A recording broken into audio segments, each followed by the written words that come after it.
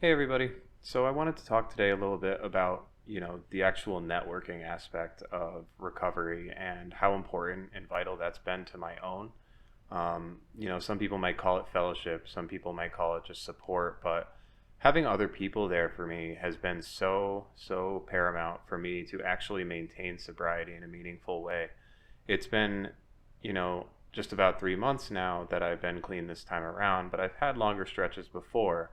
And every time it's when I start to drift away from people that it becomes really difficult. Like my foundation becomes very shaky. And I think people are just so essential to the whole process. And it's not to say that there aren't people out there who have gotten sober of their own volition. And like some people call it white knuckling. I'm not here to like say this is the only way to do it. I can just say it's what's worked for me. And what I'm noticing this time around has been a very huge help, like just vital, essential help to me, is having these people around who have my best interests at heart. And I think finding those people is just such a huge part of the process. And there's a lot of great ways to do it, in which, there's a lot of programs, there are a lot of ways in which you can find these great people. And it's one of the more beautiful things that I've seen out there, in sobriety or otherwise, is how this seems to transcend like addiction being this huge problem, and a point that's actually, if you are in the rooms or in addiction, it's actually one of those things that's like very relatable. It's one of those topics that, like, if you know it, it's a point at which you can connect with another person on a level that's really hard to find outside of it. So, it transcends gender and race and everything. It's incredible to me, and especially with the proliferation of Zoom meetings and everything. You see people from other countries, and it's something that's just so relatable when you get on that level, and to walk into a room of strangers, at say a meeting or something, or in a program, um, and to know just what somebody is going through, or to share something you're going through and know somebody understands that on like a very um, experience based level. Because no matter where you go, or no matter what you've been through as an addict, there's always somebody who's going to understand. Like, I can't tell you how many times I've gone and listened to speakers and heard like just very slightly tweaked versions of my own story. And it's truly incredible, like how powerful that connection can become. And I just want to share quickly about how I kind of view my own addiction. Like, I used to compartmentalize a lot my addiction into this other entity, and I've heard of a lot of people doing this, where they'll kind of push everything onto this other person. Like, it's this other me, it's my evil twin, it's whatever you want to call it, my shadow self. Um, and it's kind of a survival mechanism, in a way that like people will compartmentalize this stuff in order to distance themselves from it. So I used to kind of say like, oh well, that was, drunk me's fault or using me's fault, and it was easy to kind of push that off as like, well, I wouldn't be doing that if I wasn't that person, and oh, that person's not really me, I don't remember that anyway. Like, it's a very easy way to take the hurt away from yourself, to kind of like hide from that shame. I've learned better over time that, no matter what my intentions or my actions are when I'm drinking, like, it's not something that I can't take credit for. It's not something that I can push onto someone else or some other version of myself, because at the end of the day, I'm still myself. I'm the only me that I've got.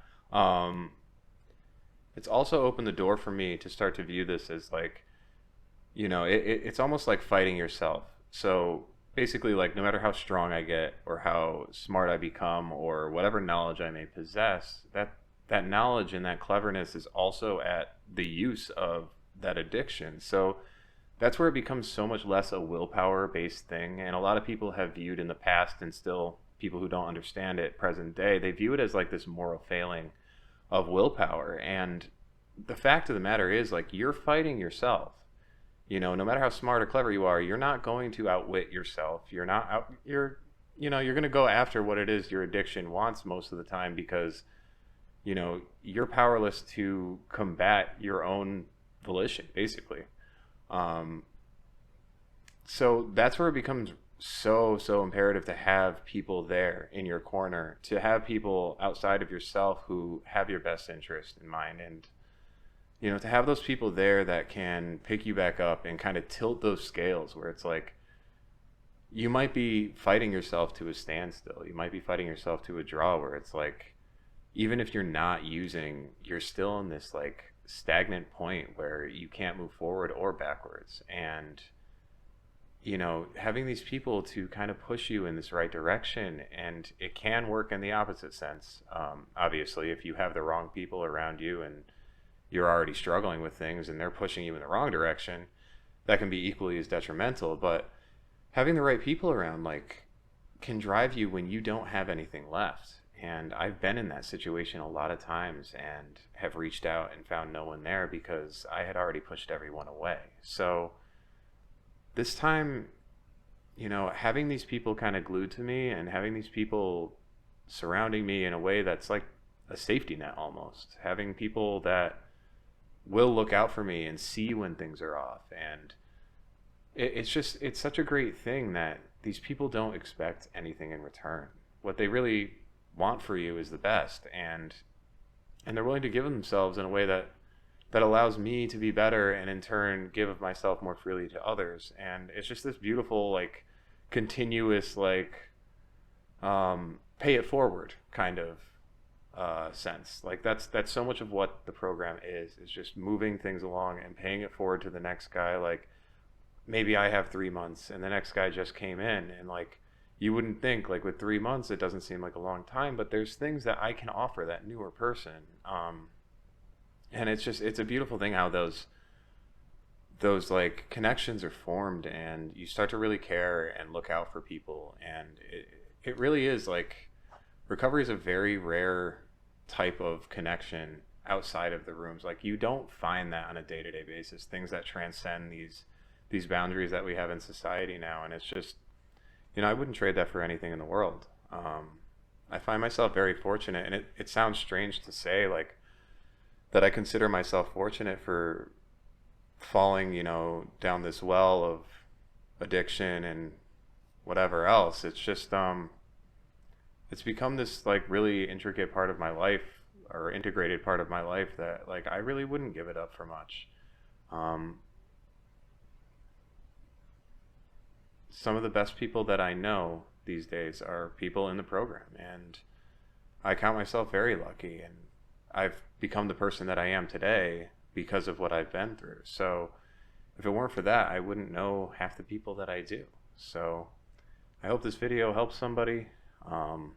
Again, like a lot of this is my opinions and what works for me, and I'm just hoping that by passing this on to other people that maybe you get something out of it. So if you like this, I'm going to keep posting, and if you don't mind, I'd appreciate it. Subscribe. Either way, have a good day, and thanks for watching. Bye.